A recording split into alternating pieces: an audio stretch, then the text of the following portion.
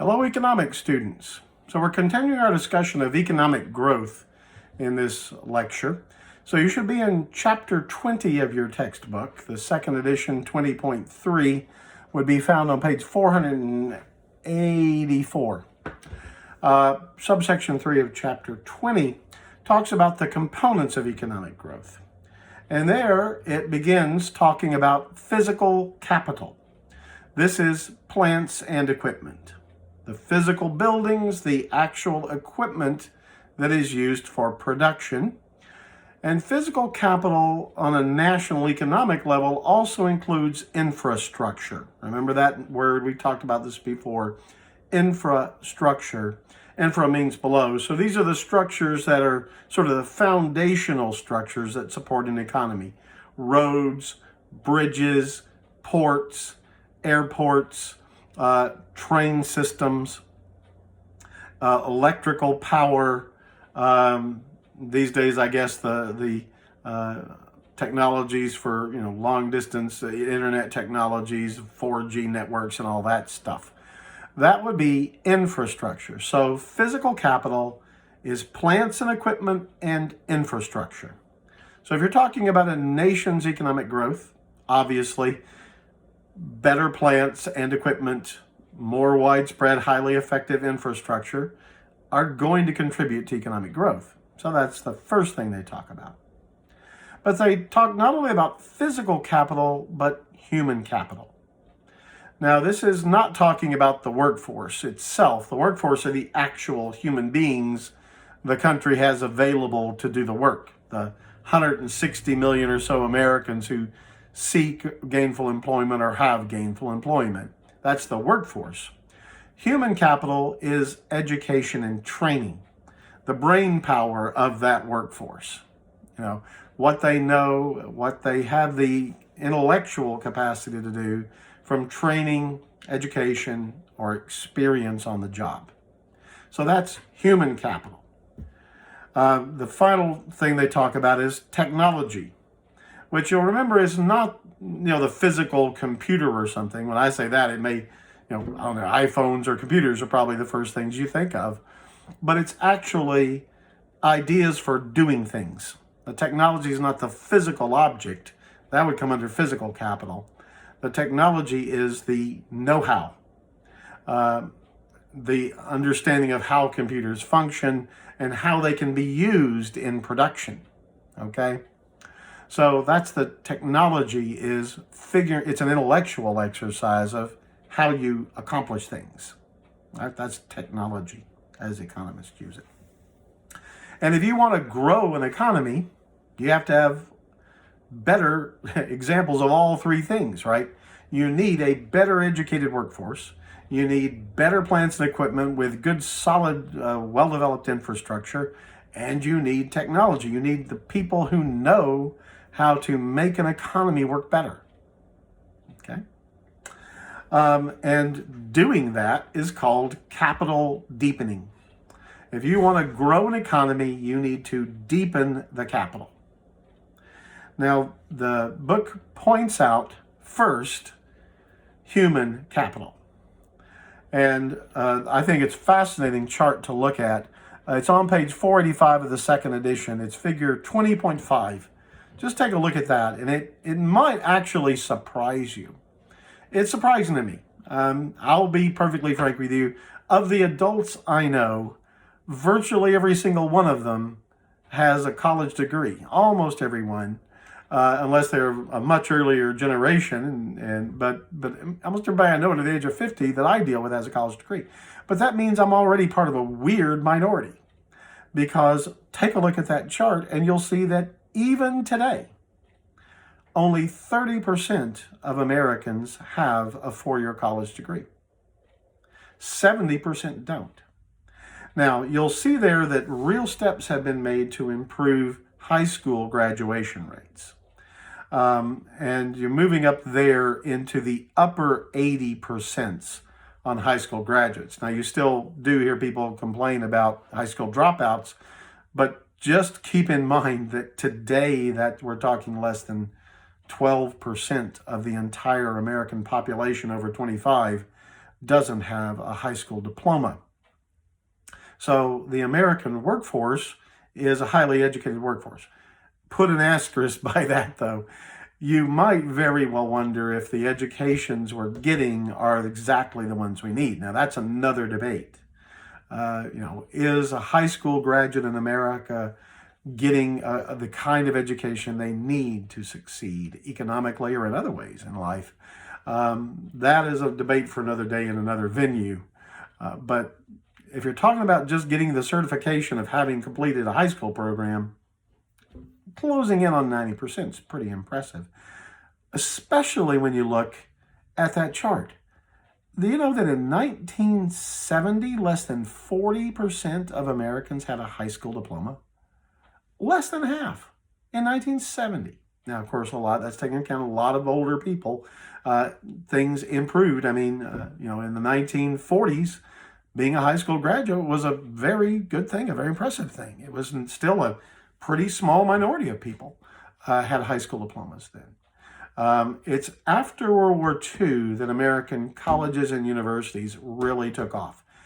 The GI Bill, I don't know if I've ever mentioned this in Econ class, but if you did American history with me, you'll remember that at the end of World War II, to reward the men who'd fought the war for us and to improve our economy, the government created a series of benefits for veterans of our military, very generous. Not only the ability to buy homes with inexpensive loans easily, but especially important, training, education, professional training. My dad used his GI Bill to get training as an airline mechanic. Other people went to college. And the colleges and universities of America, because of the GI Bill, began to grow rapidly. Women didn't typically serve in the military in World War II. Some did, but not very many. So they didn't get the direct benefits of the GI Bill, but pretty soon after the men started swamping the colleges, the women followed behind as the economy improved. And so by 1965, 1970, our colleges are growing rapidly. So that's why you see that takeoff in college graduates on this chart. Sorry, I'm an historian. I just have to point out these historical things to you. But talking in purely economic terms, this is a very impressive growth in human capital. And you'll see there that will be very important for economic growth. If you do not have a well-educated, well-trained workforce, you cannot grow an economy. It's going to be stagnant or have very little growth with a poorly trained workforce. So those are impressive. Flipping the page to 486, you'll see figure 20.6 there. This is physical capital per worker in the United States. So this is per capita. The amount of money invested in plants, equipment, and infrastructure per worker. Now, look at there. In 1900, we're talking about $10,000 per worker. Today, it's pushing close to $30,000 per worker. So we have lots of material to run our economy. The plants, equipment, and infrastructure there for a very elaborate, ultra-modern economy. When you're looking at other countries around the world, you're going to find these numbers are a pittance compared. Remember, 1900, that seems like a very long time ago to us, 120 years ago. But already by 1900, America is the world's largest economy.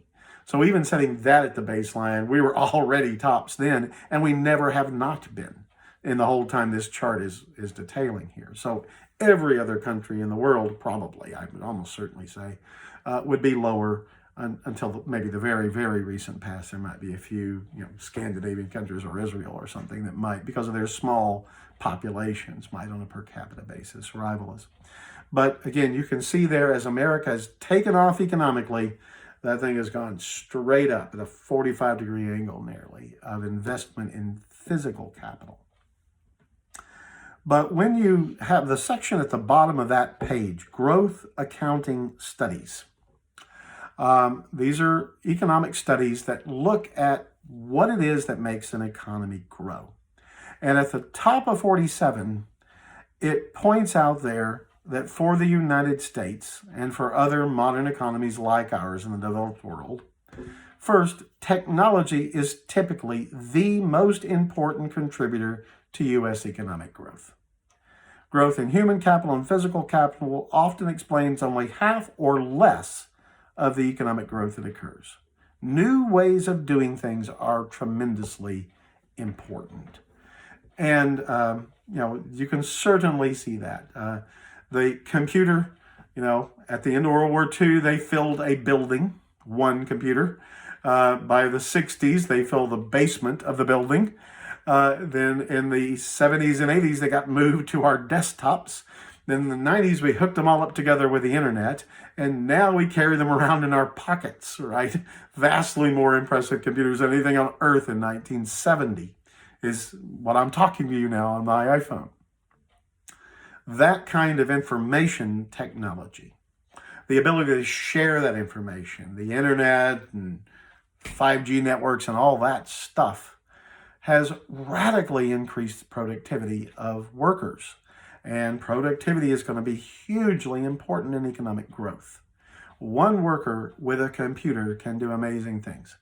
This isn't work per se, but just to give you an example. When I was a high school senior, I had to write high school junior theme, a big 20-page paper in my high school, Lee Bell. This, however, was long before the internet. This was in 1982. And it meant physically going from library to library, looking up things in card catalogs. I'm sure you've seen those in movies if you haven't seen one in real life. Looking up things in books like the Reader's Guide to Periodical Literature. Then physically going and finding the magazine in some bound copy in some back room of a giant library. To do my junior theme took me 3 months of research, traveling to the main libraries in Fort Worth and 5 other cities.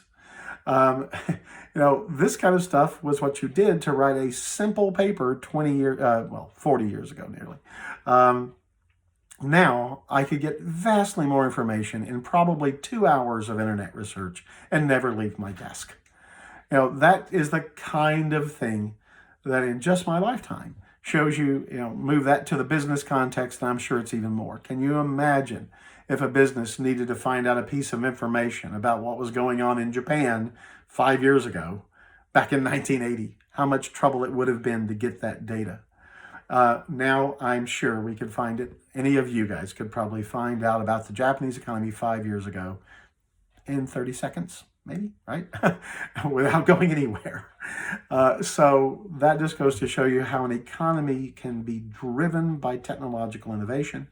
And as this book points out, that's primarily it. Again, looking down there, second, while physical investment in physical capital is essential to growth in labor productivity and GDP, building human capital is at least as important. Economic growth is not just a matter of more machines and building. And it gives the example of World War II's aftermath. We had bombed we or the Germans or the Soviets had bombed pretty much every major city in Europe to rubble. We had millions, tens of millions had been killed. A lot of them, bright young people the kind of people who tend to drive an economy home were killed. So they were working with much reduced workforce. But Europe had the best educated surviving workforce in the world, even better than America's in many ways. And so they were able, with that human capital, to get back to higher levels than before World War II in less than 20 years. Rising from the rubble, by 1960, Germany was a much more prosperous country than it had been when Hitler took power in Germany, just 20 years later. And that was human capital. So again, if you're looking for an investment to grow an economy, education and training are massively important. The third lesson it points out there on page 487 is that human capital, education and training, physical capital, plants, equipment, and infrastructure, and technology, the know-how to get things done, coming up with new ideas to prosper, they work together. Workers with a higher level of education and skills often are better at coming up with new technology innovations. Obviously, highly trained engineers are going to come up with great ideas. People with MBAs are going to know better how to maneuver through the business world than somebody with little training, and et cetera, et cetera. So highly trained people tend to be the ones who come up with the new ideas in technologies. The new technologies are almost always going to require more physical capital. We got to buy new computers. We need to build this factory to produce this new stuff with this new machinery we've got. So you're investing in physical capital. And so the new machines that embody the new technologies often require additional training. So it's a loop, right? All three of those things keep going, and each one feeds into the other. And it can be a virtuous cycle to lift an economy. But if you have a poorly educated workforce, if you have poor infrastructure and equipment in your factories, if you don't have the engineers, the highly trained people to come up with the new ideas, your economy is going to drag. And this is part of why we have the divided world of haves and have-nots we have today. Why is it that North America and Western Europe and Japan and a few other countries around the world flourish economically, and Central Africa not so much? And each of those factors, you can see how it fits this pattern. They don't have well-educated people. We'll look more figures in the next lecture. They have old, outdated equipment or none at all that they're trying to build their economy with. And if you don't have well-educated people, the innovation is probably not coming technologically in your society. You're going to have to depend on buying it or being given it by somebody else. And that is, well, it's better than nothing, but it is not the way to grow an economy. So we'll continue and finish up with economic growth in the next lecture. Thank you.